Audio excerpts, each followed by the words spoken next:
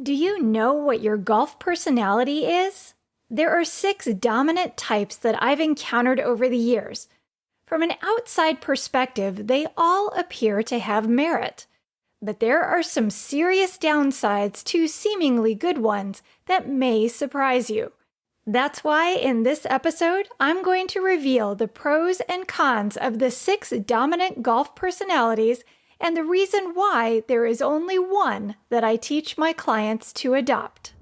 She Talks Birdie is for you, the golf enthusiast, who wants to discover how to play the game you love better, smarter, and more effortlessly.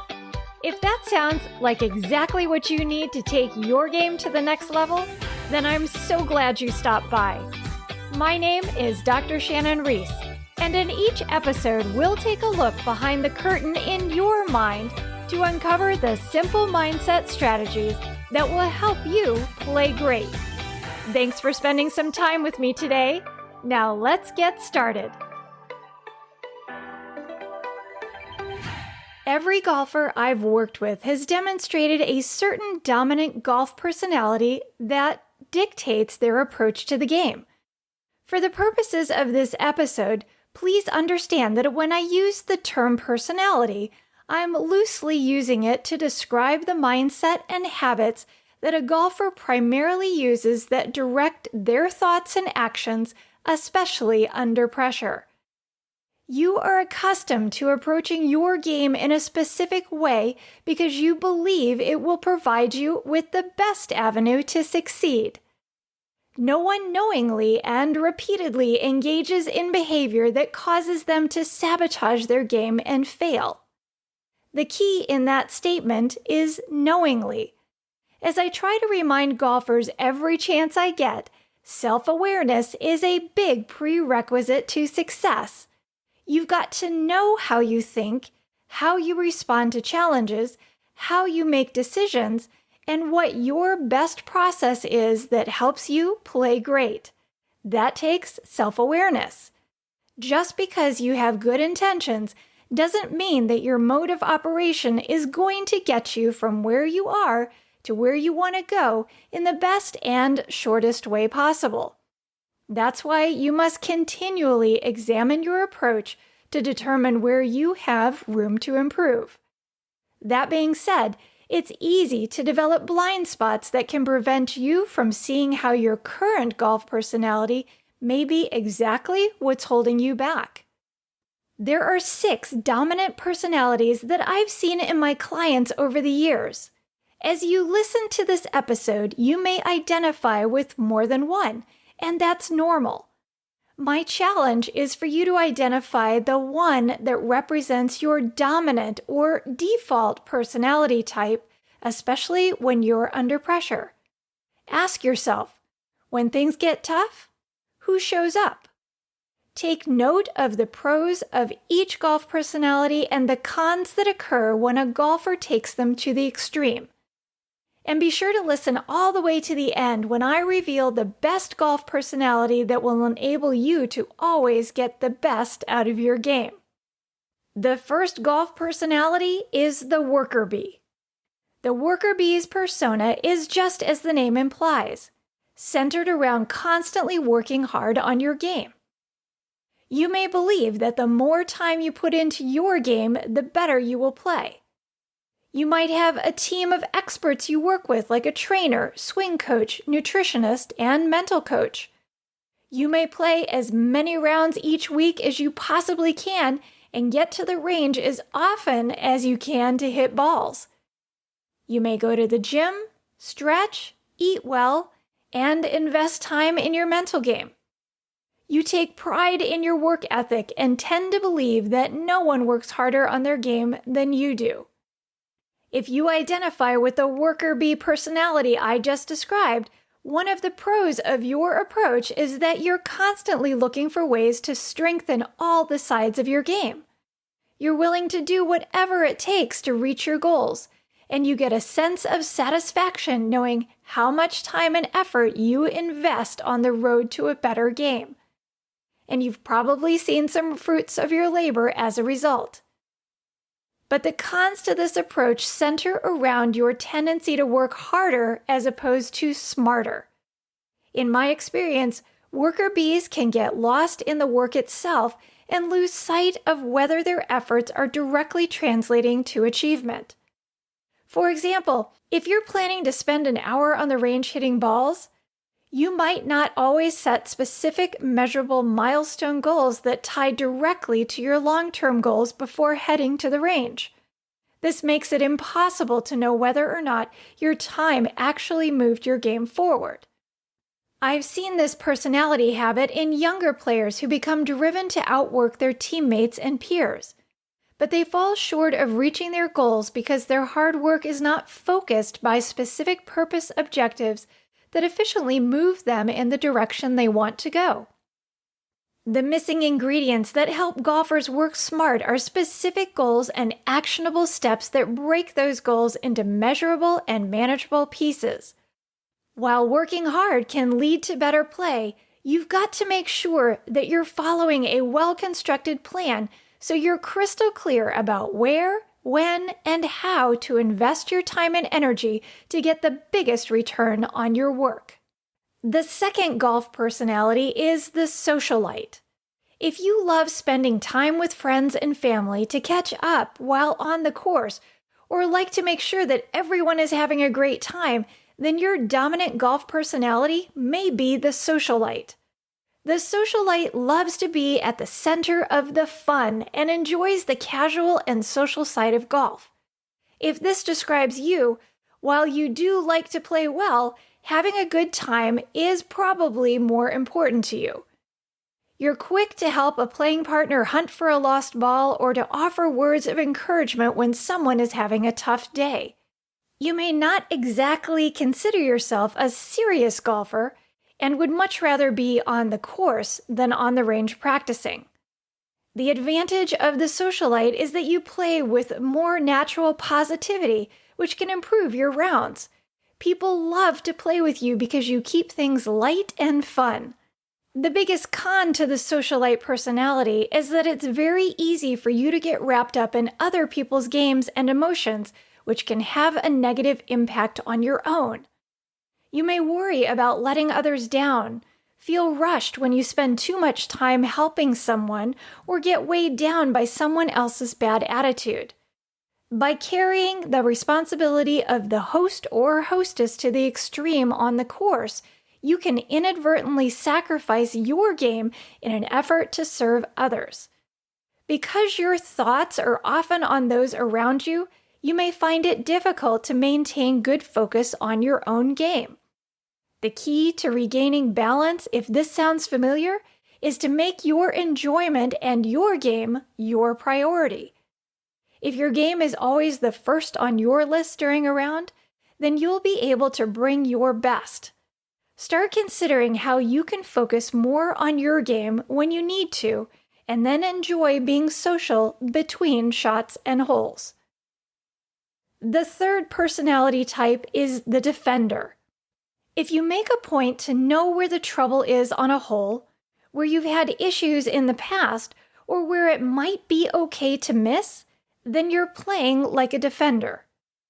It's true that golf courses are designed to be equally beautiful and challenging.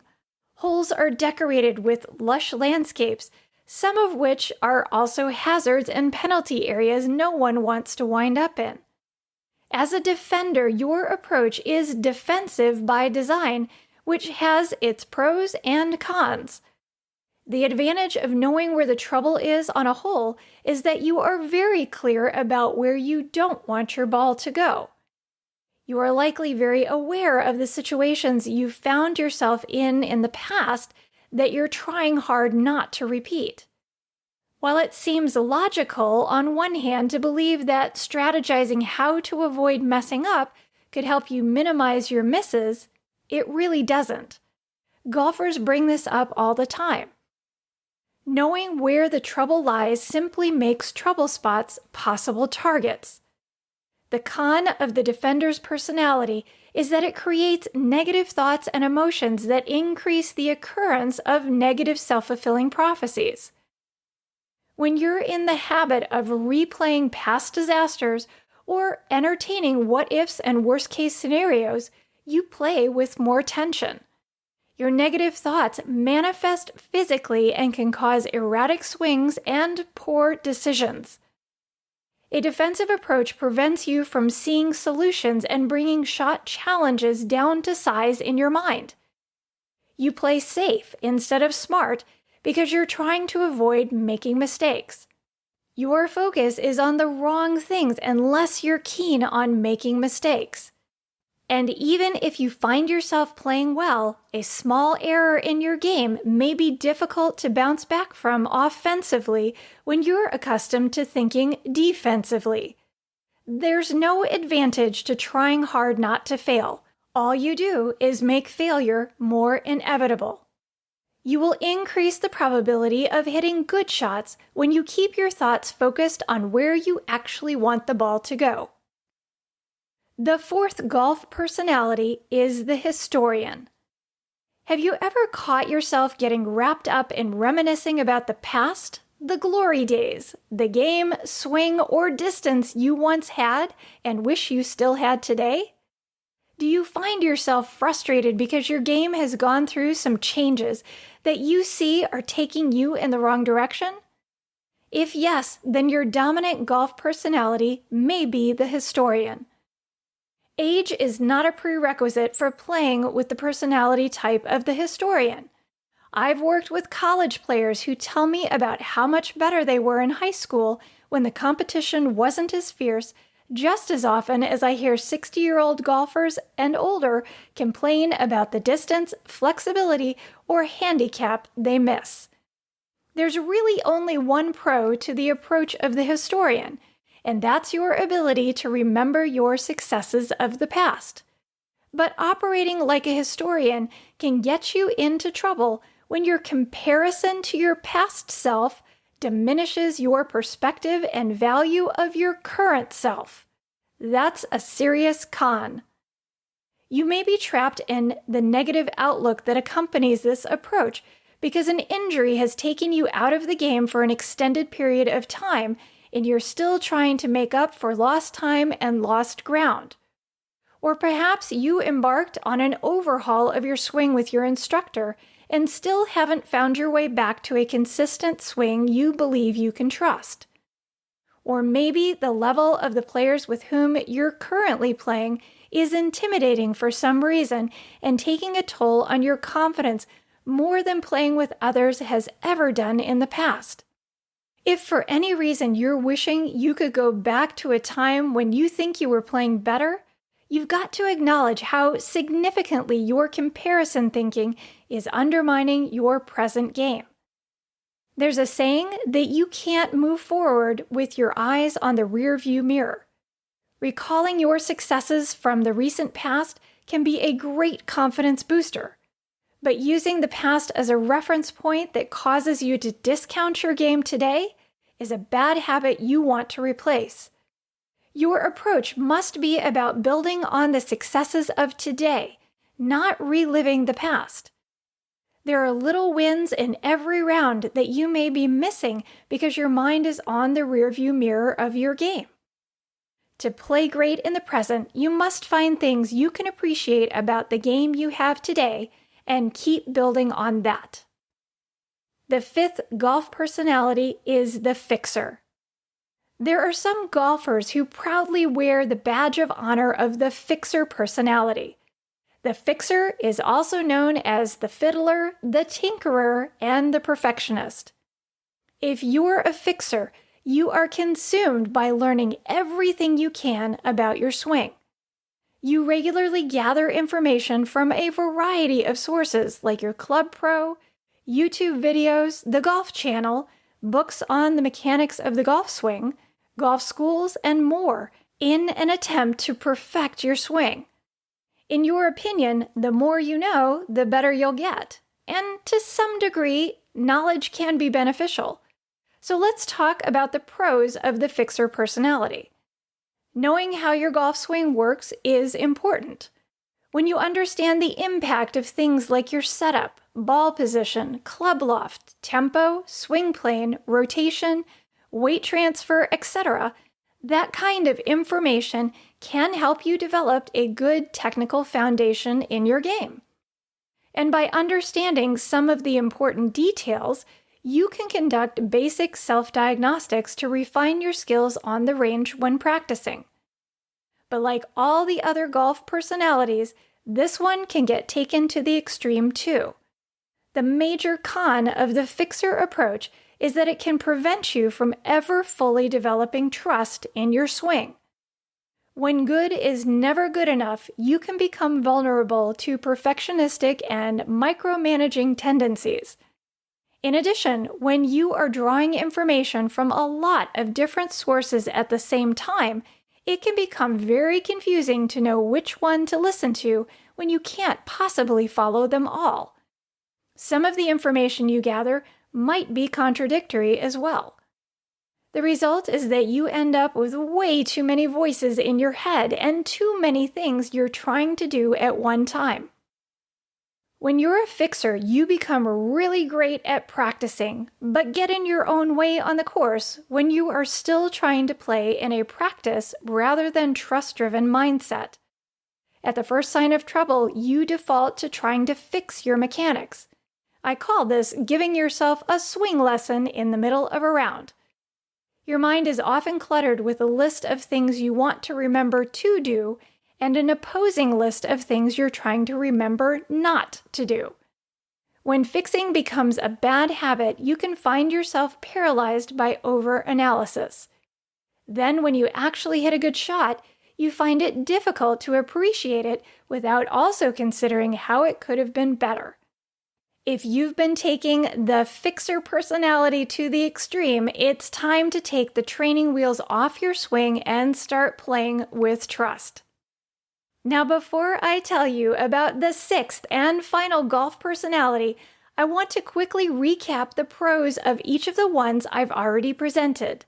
The best of the worker bee personality is that you are driven to achieve your best. You've got a great work ethic and just need to focus that energy and desire by always following a strategically sound and measurable game plan. The socialite exudes positivity, which is an asset in golf. Occasional glitches during a round don't demolish your enjoyment. Getting into the habit of keeping you and your game the number one priority will help you continue to love the game for the long term and have more fun playing.